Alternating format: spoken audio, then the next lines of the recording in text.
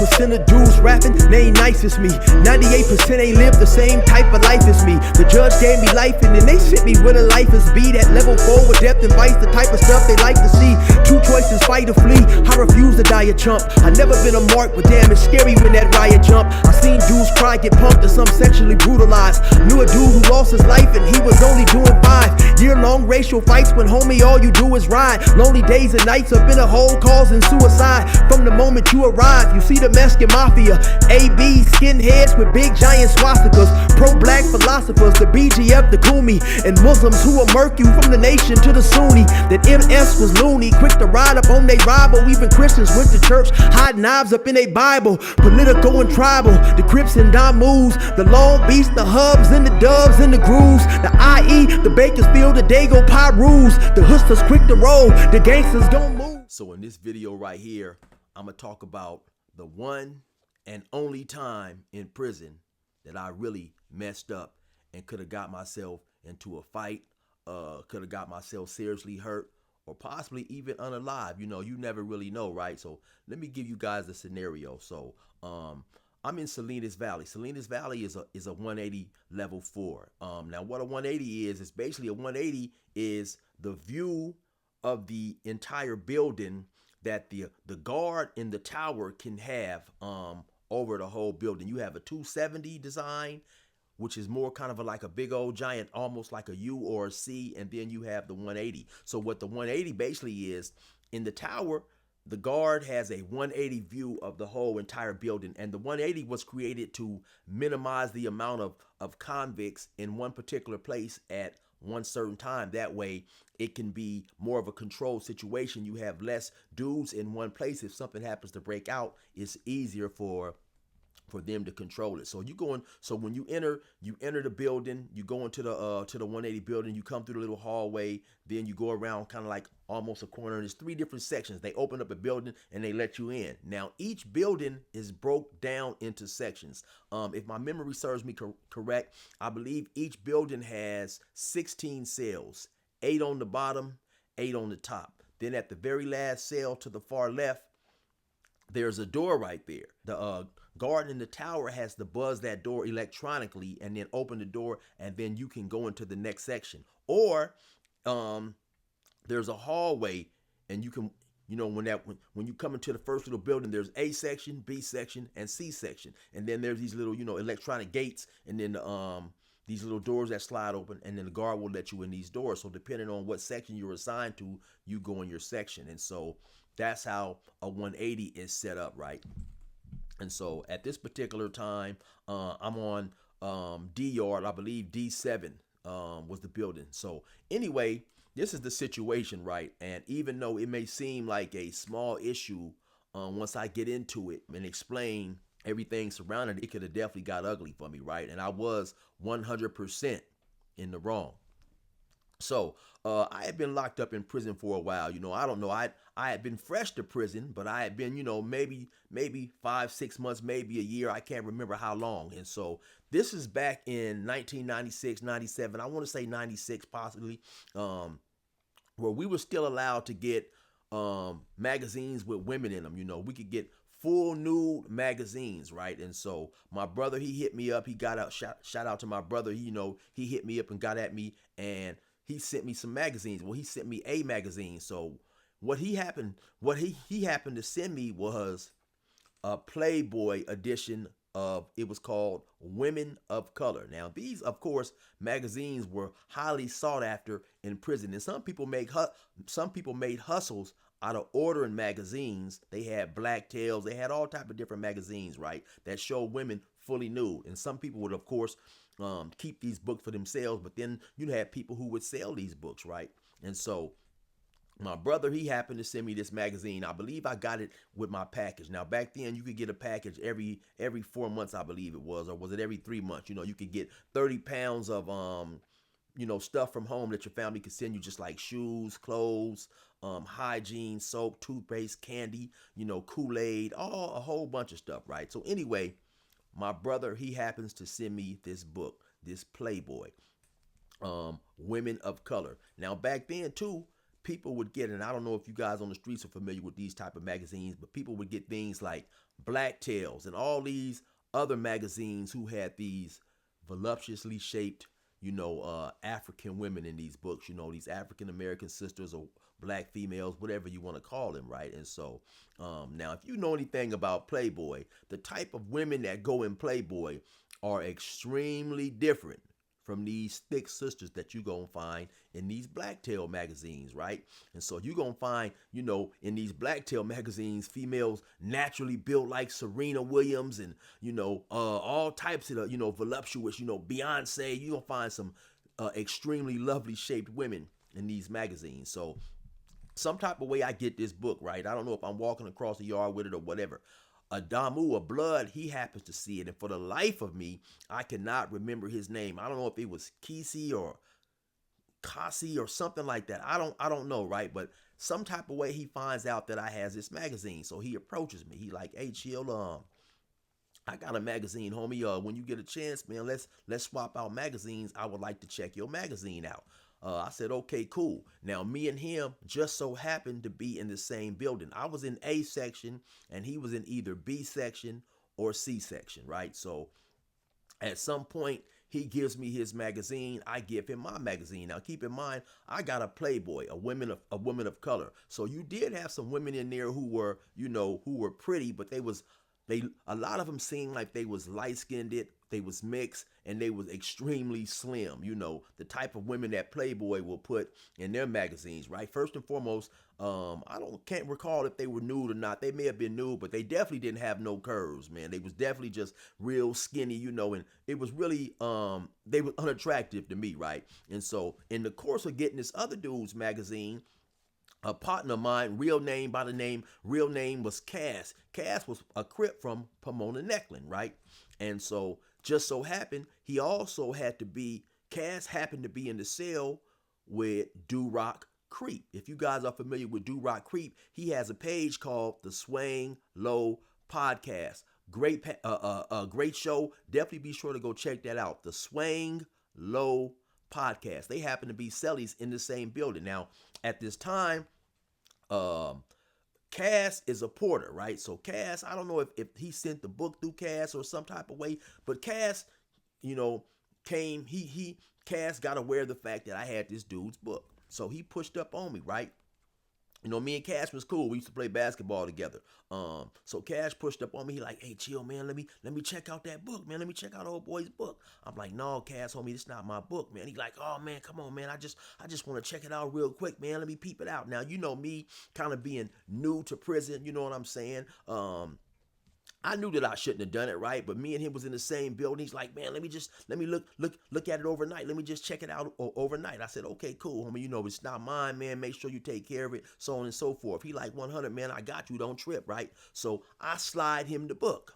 Now I'm thinking that me and man, Casey. I can't recall this dude's name for the life of me, man. But I'm thinking he's the dude who I traded the book with. He's going to keep the book 2 or 3 days or whatever. He going to keep the book for a couple of days. But he must have got down there, seen the book, and was extremely unimpressed with it. So the very next day, I'm in the cell chilling. Now, like I said, he's in a different section. So he can't get to my section, right? So he sent one of his homeboys over there who I believe was a porter. So this is the only thing that actually saved me, right? So now, on these level 4s and level 3s, when you come to somebody else's cell, even though they got the big windows, the custom was you don't come right to the cell and peek in the cell and say, hey, chill, the homie said, let me get that book back. Because you never know what an individual might be in there doing, right? So you come to the side and you talk through the cracks. So when he came to ask for the book back, as custom was, he came to the cell, but he talked through the side of the cracks. He's like, hey, chill, the homie want his book back or whatever. Now, I'm in there chilling, and damn, first thing popped in mind, I didn't tripped out because I do not have this dude's book in the cell, which was a grave violation because I had loaned his book out without his permission, right? And so what I had to do then, I immediately went and I sat down on the toilet and I pulled up my curtain And I said, hey, homie, I'm using the bathroom right now, man. He said, oh, well, the homie want his book. I said, yeah, I'm on the bathroom I'm using the bathroom right now, homie. Give me a few minutes. I'll get it back to you. He like, okay, cool. So he leave, go back out through the door, go back to his section. When he do that, I immediately, once I see he gone, I immediately hop up. You know, it was somebody out there walking around. I said, hey, man, go call Cass. Tell him it's an emergency. Hurry up and come here. Tell him it's an emergency. So Cass comes up there. I said, hey, Cass, dude came back trying to get his book, homie. I need his book back. I need his book back. Just so happened, Cass was a porter, and he was out doing whatever he was doing, so he was able to go to his cell, get his door open, and give me the book back, right? So when he gave me the book, either he gave it to me or I told him to go give the book to the dude or whatever and go get my book or whatever, right? So all this happens, right? So the very next day when I go to the yard, the blood dude, the Damu dude, he comes up on me, man. You know, dude was real cool. And he was, I don't know, dark-skinned dude, man, maybe about 5'7", maybe 5'8", older, probably in his, in his mid-30s.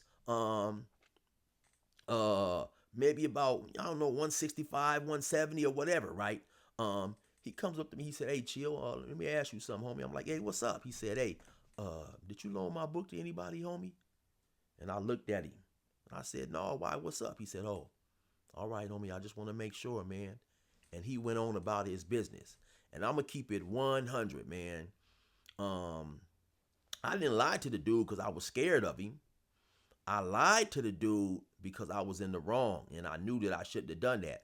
But regardless of the fact of why I lied, homie, I felt like a straight coward and a straight mark just due to the way that I was raised and the way that I was brought up in the hood, right? I've always heard a lot of my older homies say, my uncles and stuff said, a real man never lies to another man. You know, there was always a saying, man, it's only two people I'ma lie to, the police and my female, right? You know what I'm saying? And so, look a man in the eye and be honest with him. And so due to the fact that not even that I loaned his book to somebody else, that I just went against what was instilled in me.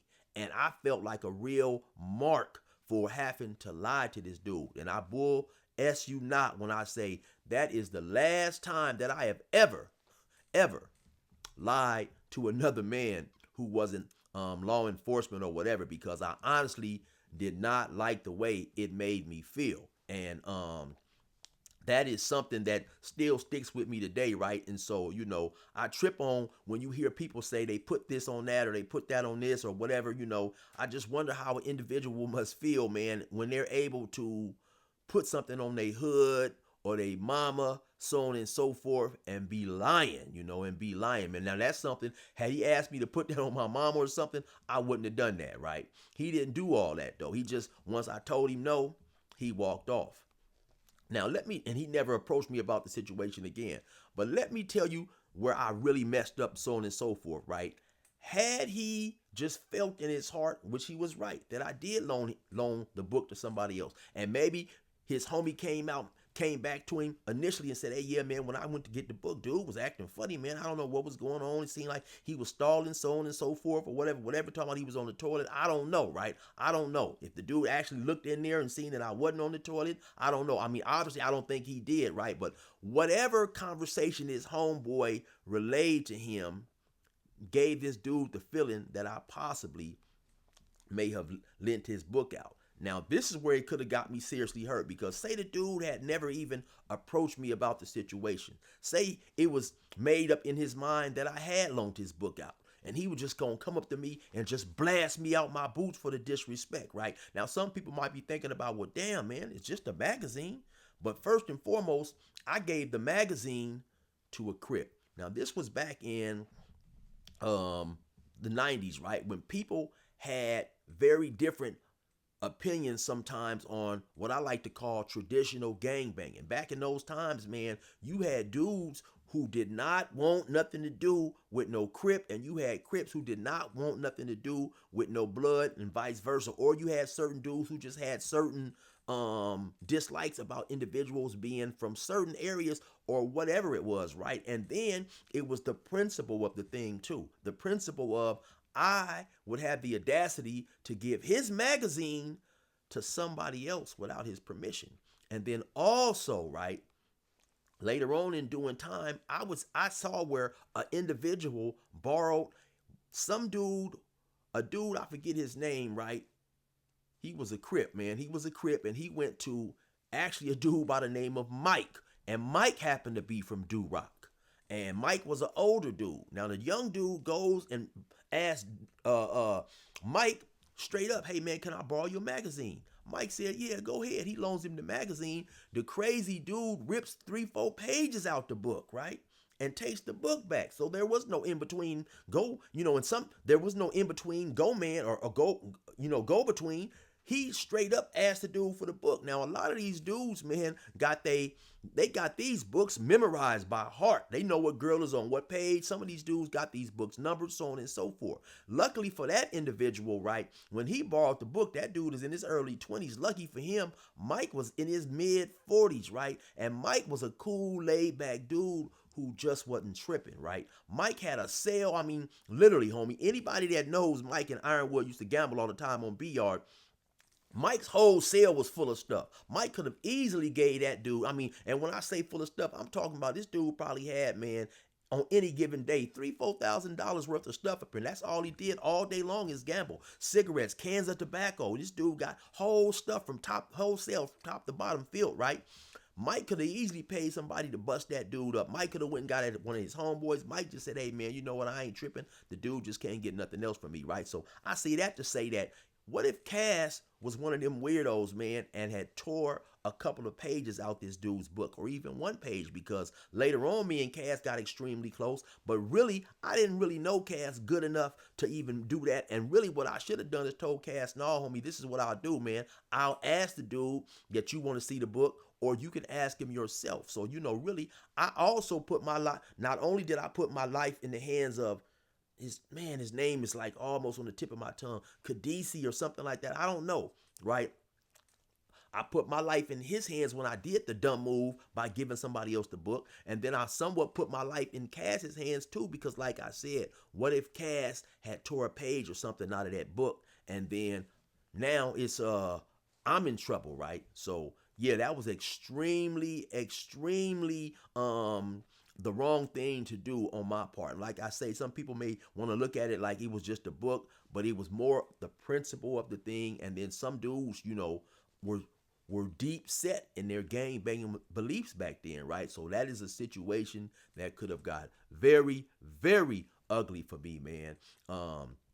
Later on, I don't know, maybe about a few months later, maybe not even that long, Cash ended up getting caught with a knife. And he went to the hole. They found the knife in his cell. And I never saw Cash again until maybe about 2015, 14. I ran across Cash once again at CMC. Cash was still balling, still doing his thing, man. So, yeah, that was the one time that I really messed up in prison. Well, actually, that was the one and only time that I messed up in prison, right? And it really could have cost me severely, right? And, when you go to prison, for the most part, it's not necessarily about being tough. That's a part of it, right? But it's really just, being willing to get cracking when you have to get cracking. But it's more about adhering to the rules that apply to all convicts, and specifically the rules of your particular car or faction or people that you run with, right? So, yeah, and from that moment on, me just seeing other stuff, just making mental notes, not to do this, not to do that, not to do this, it's some things in prison that you can control. And a lot of times when you don't control the things that you can control is when you find yourself in trouble. But anyway, you already know what it is. It's your boy 16 of life. Resume normal program.